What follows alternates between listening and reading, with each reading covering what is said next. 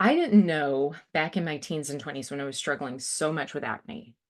And even after, like, even beyond my teens, when I was, okay, let's just put it this way. I've struggled with a lot of skin problems throughout my life, whether it's acne, whether it's extremely, like, the thing that always got me was I'd be super oily on my face, struggling with acne there, and then my legs were incredibly dry. Like, always flaky.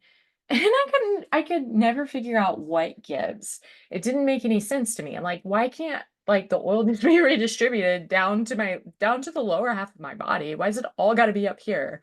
Well, what's so interesting is that the more I've dug into the thyroid research, the more it is very, very evident that both dry legs and acne are symptoms of low thyroid. You had to know I was going there. You had to know I was going there. If you've been on this channel for a minute, like, it's all low thyroid. Justin says if we had a parrot, the parrot, like the very first words the parrot would say is free T3, free T3. Um, but it really is low thyroid. Like we lit okay. All right, where's this coming from? Okay, so um like I recorded another video recently on botanical oils, and then I sent it out to my newsletter list, which is why I'm approaching this as though you know who I am already, because chances are high if you're seeing this, you're on the newsletter. Um, in which case, hello, if we haven't met before, I'm Brandy. Um, um, but I gave this tease about revealing the secret to glowing legs and flake-free legs. And the secret is get your thyroid levels up. That's the secret. So it turns out that, all right, I suspect that I've been low thyroid since my early teens. What's so interesting is that so I used to journal a lot more than I do now, and I like found a journal from 2007 where I was documenting some exact symptoms of low thyroid. And here we are almost 20 years later, and I'm like, "Oh, I just wish I could send myself back in time and save my younger self from all of this headache. Um, but I can't. What I can do is help you. And what I can do is help anybody in your life that's struggling with this. So, yeah, for acne, like there was a recent, if you haven't listened to this podcast episode that I did recently with Harmony Slater, she has a little boy. He's in his teens, and she was like, you know, what is your number one tip for acne? My number one tip for acne is get your thyroid checked. Okay. And thyroid checked means get free T3, total T3, free T4, total T4, reverse T3, anti TPO, and anti TG checked. Like all of those. Get those checked. If you have a doctor that will not order those, reach out to me. I will help. I like, we can get those ordered without a doctor. Enough said. All right. I was struggling, like, I'd pretty well gotten acne under control until I started seeing this naturopath that titrated me off my thyroid replacement hormone. And I have Hashimoto's thyroiditis. Okay, that is an autoimmune thyroid condition. Your body's attacking the thyroid. The thyroid cannot make enough thyroid hormone. And this naturopath titrated me off my bioidentical thyroid hormone in an attempt to cure me of Hashimoto's. Needless to say, it backfired, and it backfired big time. All right, so what happened was I started breaking out, and like I was dealing with a bunch of different symptoms at the time.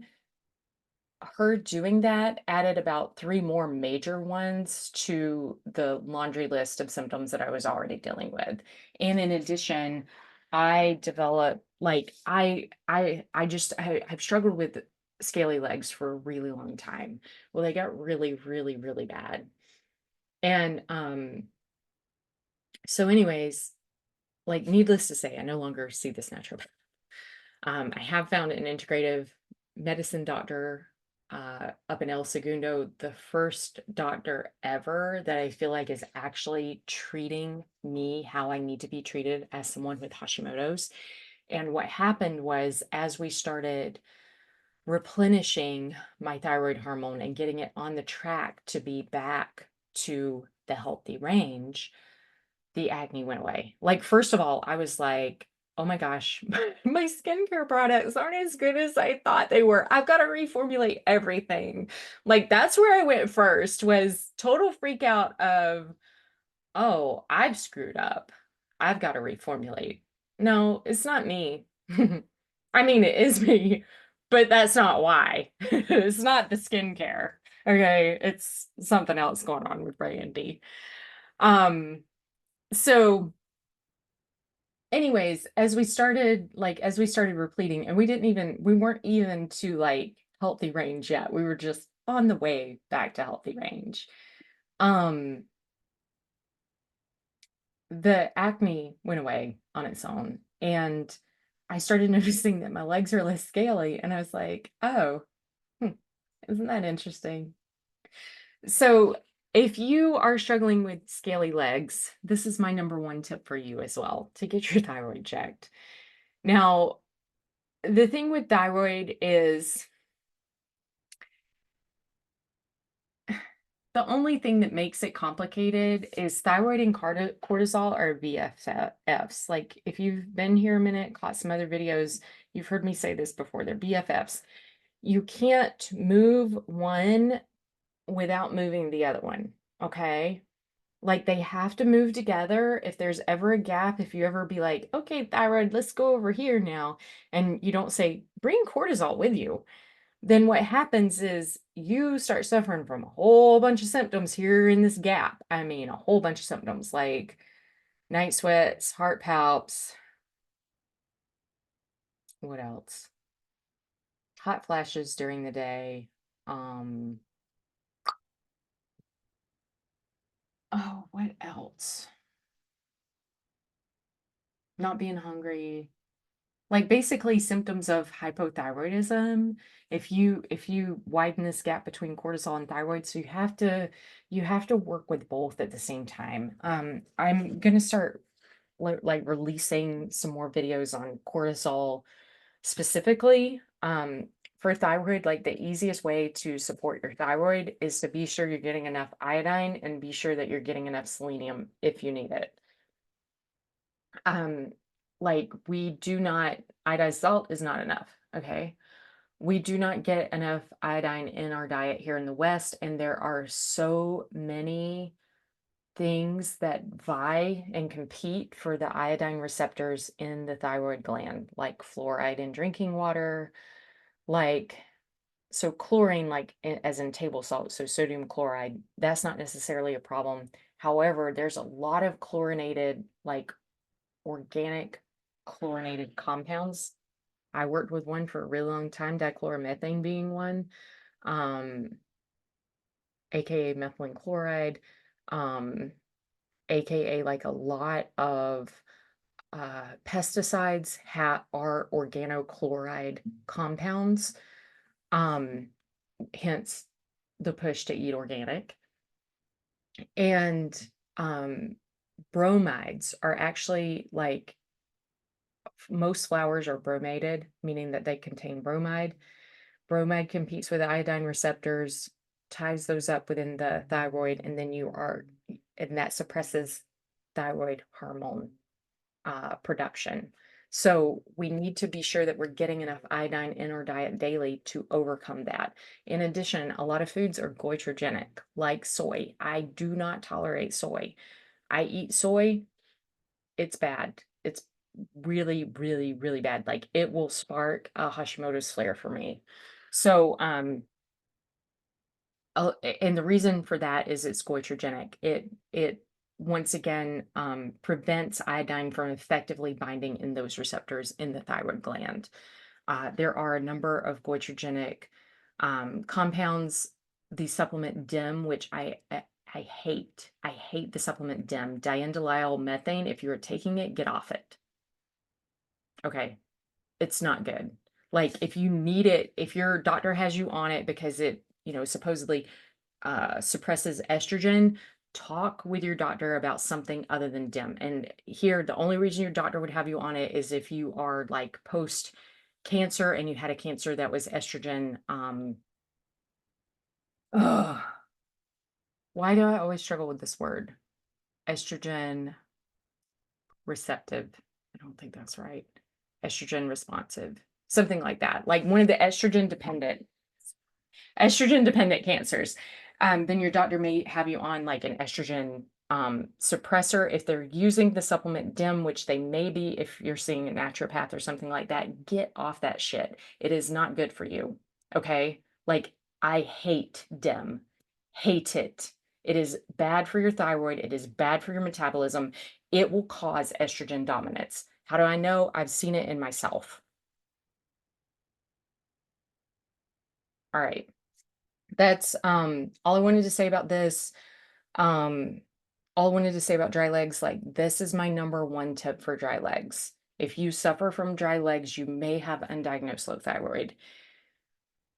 As long as it's not pathological, meaning that as long as it's not due to autoimmune and as long as it's not due to something like cancer, then um, chances are high it's due to a nutrient deficiency. The other thing that it could be due to is cortisol dysregulation.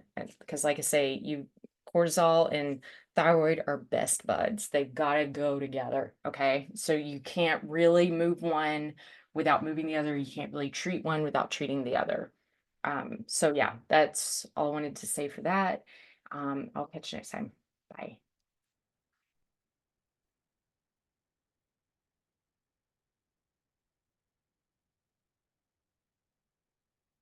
There's only one symptom of menopause, and that is cessation of a period, which represents cessation of ovulation for 12 months.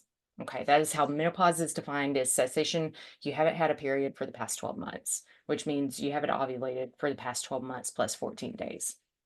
All right.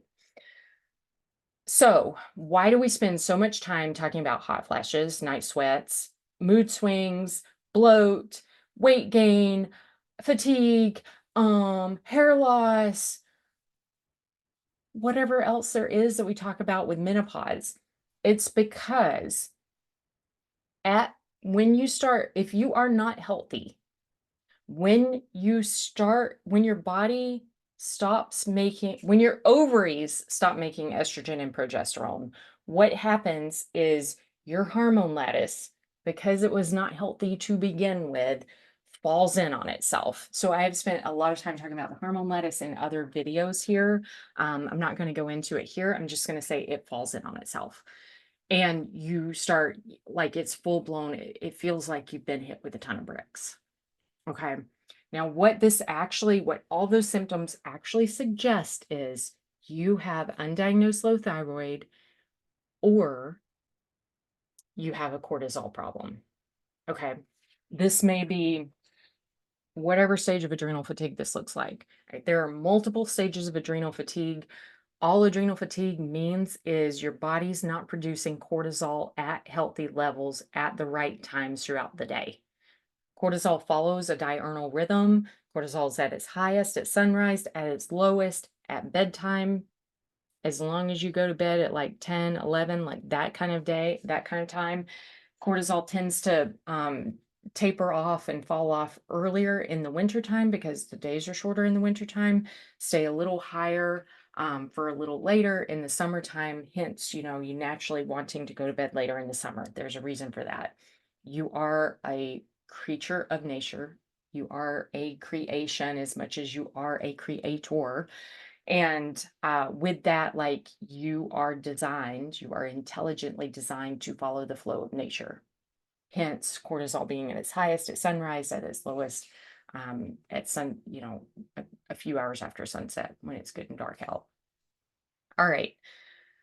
So, what do you do? Or you have an undiagnosed low thyroid problem. Undiagnosed low thyroid, this typically shows up at menopause because what happens as estrogen and progesterone start to tank, the thyroid binding globulin, aka TBG, which circulates in the bloodstream. It is a protein. It hangs on to both T3 and T4. T3 and T4 are your thyroid hormones. Okay, it holds on to those. And what TBG does is it acts as a buffer. So when it sees that the circulating levels of your thyroid hormones are low, TBG lets go of the thyroid hormone so it can circulate in the bloodstream, get absorbed into your body's tissues where it can actually do its thing. Okay, so TBG is acting as a buffer. So the more thyroid binding globulin you have circulating in your bloodstream, the better able you are to buffer and to hold on to and to maintain adequate levels of thyroid hormone. What happens when estrogen and progesterone start to go away as you approach menopause, and this can happen years before menopause, we naturally see levels of estrogen and progesterone start to decline, even during your fertile years. The levels of TBG start to drop. And when they drop, you have less buffering capacity in the bloodstream to hold on to the extra thyroid hormone. And so that means that you have less free thyroid hormones circulating in your bloodstream. Okay. Or actually less total thyroid hormone circulating in your bloodstream. Okay, so if you already have a thyroid problem, like if you are already kind of at the cusp, if you are already subclinical or just simply undiagnosed but already clinical low thyroid, then what happens is it becomes overt at this point. Like this means symptoms pop up like this, like overnight, seemingly overnight. And you're like, oh my gosh, I sweated through the sheets last night. Oh my gosh, like I'm so hot, I might spontaneously combust. I don't know why I just snapped at my best friend. I have no idea why. I just did that. Ooh, yeah, I can't fit into anything in my wardrobe anymore. This sucks. I don't know why I'm getting so tired at 4 in the afternoon. You need your thyroid checked. Okay, here's what you need checked. You need free T3, free T4, total T3, total T4, reverse T3, anti-TPO, and anti-TG. If you want a list of those, click that link below for your free list. If you work with a doctor who will not order these for you, reach out to me. You find my contact details below, reach out to me. I will help you get these ordered. Okay. The other piece to this is cortisol. So, like when you have subclinical low thyroid, or when you have overt low thyroid that has not been diagnosed, because a lot of us are walking around with undiagnosed low thyroid because the doctors don't test for the right thing. They test for TSH. TSH made up here in the brain. It ain't made by the thyroid. Okay. No meaningful information is given from testing TSH. I cannot stress that enough. Okay, I'll get off my soapbox. Let's try to get back to. Okay. All right. Cortisol and thyroid, best buds. They move like this. You know, you move one, you're moving the other. You try to move one without the other one, and you got problems. Like, you don't want to do that. Okay. A lot of us are taking adaptogens because adaptogens are dang sexy and everybody's pushing adaptogens. Everybody's selling adaptogens. I was taking adaptogens for a while. Most adaptogens suppress cortisol production, full stop. They do not do what they are marketed to do, which is fix what ails you. Like, I still laugh at myself because I'm like, yeah, Randy, how did you think that was going to work? You wouldn't trust a pharmaceutical drug to work this way. Why would you trust an herb to work this way? So I laugh at myself because I have so been there. Okay, so the way that adaptogens are marketed at is if you have low cortisol levels, they'll raise them. And if you have high cortisol levels, they'll lower them. Like, what sense does that make? How smart is this herb actually? Like, no, it doesn't do both. It does one or the other. Most adaptogens, most adaptogens have been shown scientifically, there is documented scientific literature to suppress cortisol. What do I mean by adaptogen? I mean ashwagandha, shatavari, holy basil, shishandra berry, ginkgo biloba, gotu kola, rhodiola, magnolia. Like sometimes it's sold kind of as both rhodiola and magnolia. That's the one that screwed me up. Although I was also taking ashwagandha, so I'm sure that didn't help. But anyway, these have all been shown in scientific studies to suppress cortisol production. You take those in the morning, it's not good. Your cortisol needs to be high in the morning, and then you're taking things that suppress cortisol production in the morning. Like, that's not what you need. If you have consistently high cortisol throughout the day, like, you need to be taking those things in the evening to help bring cortisol down so you can sleep at night. Okay. Um, Cortisol, there, I'm going to record more videos on cortisol, but just know if you are a woman who, you think all of the symptoms you're dealing with right now are because menopause sucks, menopause doesn't actually suck. You what's going on right now is it's almost like the veil is falling away. All of the resilience, all of the what you've been relying on all of these years, the estrogen and the progesterone to like bring in and hold and maintain the structure of the hormone lattice within your body, those have fallen away, and it's revealing that there's no structure left. It's revealing that your three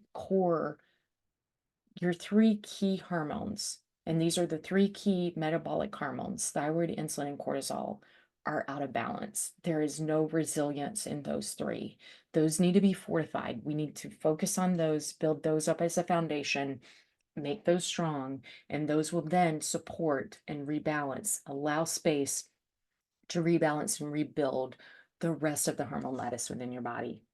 Okay, just because your ovaries have stopped producing estrogen and progesterone does not mean you have stopped producing estrogen and progesterone.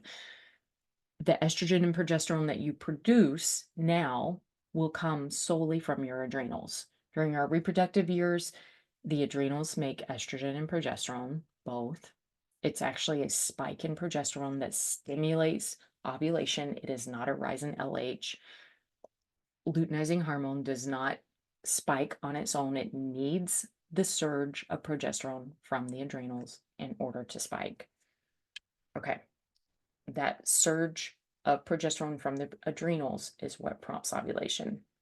Circling back into this, when your adrenal health is poor, those poor adrenals are unable to make sufficient levels of progesterone. Oftentimes, depending on what stage of adrenal fatigue you're in, if you are like to the stage where cortisol is suppressed all the time, you'll wind up in a state of estrogen dominance because the adrenals, while they can't make cortisol, they can make adrenaline, DHEA, and a lot of other hormones, including estrogen. Okay, estrogen, it's shown that the adrenals can directly make estrogen. They can also make DHEA, which is then converted by other tissues into estrogen. This is why you are in a state of estrogen dominance. It's because it points to adrenal fatigue. Adrenal fatigue. It's a problem with the adrenals. It's not that menopause sucks. It's not that it's not that you're just like, oh my gosh, I'm estrogen dominant. That is a symptom of the root problem. The root problem is adrenal fatigue. You have to focus on that. You have to support your adrenals so they're able to make cortisol. It's a dysregulation of cortisol. We've got to focus on the cortisol. And there are ways to do that. With cortisol, especially, we've got to be strategic about times of day when we use certain supplements and whether or not we use certain supplements at all. All right. That's all I want to say about this. If somebody you know would benefit from this video, share this with them. You help get the word out, help expand the knowledge that is available here on this channel by sharing this. So please take the time to share. I so appreciate your support. Thank you.